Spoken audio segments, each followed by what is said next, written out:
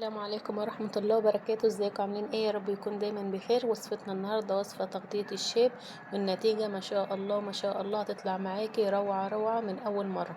هتحتاجي طبعا معلقة من حبة البركة، هنحتاج معلقة من القرنفل او المسمار زي ما انتوا اخواتنا العرب بيقولوا عليه.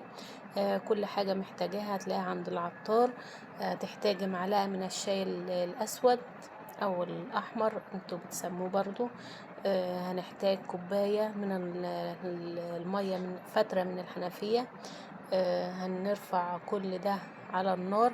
طبعا كل حاجة انا هعملها معاكي جربيها ومش هتندمي. انا هعمل معاكي كل حاجة خطوة بخطوة. طبعا انا هرفع المكونات دي على النار، بس في مكونات تانية اللي هي الاساس اللي هتضيفيها عشان تصبغ لون شعرك بالوان طبيعية، بصبغة طبيعية بدون اي ضرر. ما تخافيش، مش هتأثر على شعرك ولا هتأثر، ده بالعكس هتفيد شعرك. القرنفل وحبة البركة طبعا معروفة ان هي هتنبت الشعر وبتعمل على نظافة فروة الشعر. يعني ما تخافيش من اي حاجة، كلها حاجات طبيعية ومفيدة. طبعا يا ملوكة انت سبتها كام 3 دقايق على النار لمدة الغليان 3 دقايق، وبعد كده بنصفيها زي ما انتوا شايفين. في اضافة كمان احنا دلوقتي انا محتاجاها تكون مش سخنة، انا محتاجاها باردة عشان طبعا وقت الفيديو عملت زي حمام مية. جبت مية عادي، مية من الحنفية، وحطيت الطبق فيه عشان ابرد بس المكونات والسوائل اللي انا حطاها، عشان بس وقت الفيديو ما ينفعش الحاجة اللي انا هضيفها تحطيها على وهي سخنة كده، لازم تكون باردة. يعني حاولي تسيبيها تبرد. بصي انا هعرفك يعني ايه يكون دافي، يعني تحطي صباعك كده فيها تستحمليه عادي، تكون دافية خالص ما يكونش فيها حرارة خالص. طبعا هي ملوكة هتحط ايه تاني؟ احنا هنضيف دلوقتي معلقة من النشا، معلقة من النشا. طبعا النشا معروف لو اتضاف على فروة الشعر او الشعراية نفسها بيعمل على ترطيب الشعراية وعلى تنعيم الشعراية. طبعا احنا ده كله انا بقولك على حاجة قد السوائل تكون باردة. انا ضفت دلوقتي معلقة من النشا على السوائل. طبعا هنرفعها على النار تاني عشان انا عايزة سمكها ما يكونش زي المية كده، هيكون سمكها هتشوفيه دلوقتي عامل ازاي. هنرجعها يعني حاولوا تشوفوا اي حاجة برضو يكون هتستحمل النار. هي مش هتاخد مننا دقيقة بس عبال يعني نلاقي سمكها تقل شوية خلاص، ولونها كمان بدأ يتغير.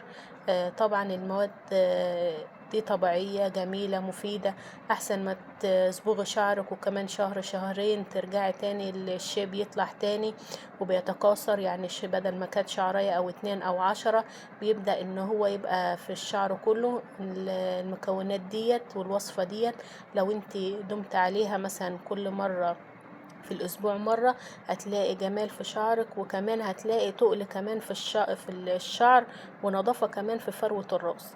طبعا احنا دلوقتي شايفين السمك بتاعها هو تقل بس مش التقل اللي بالك فيه، عشان احنا حطينا ايه، ما سيبناهاش كتير على النار، يا دوبك مثلا دقيقة بس على النار لحد ما سمكها عمل كده. طبعا احنا المكون اللي معانا بقى الاساسي اللي هو هيدينا اللون الاسمر اللي هيصبغ لنا شعرنا، ده مكون من عند العطار. هي ملوكة، ده معلقة من الحنة السوداء او الحجر الاسود، بس هو ده بيبقى مفعوله جميل جدا على الشعرية، بيخليها سمرة جدا جدا.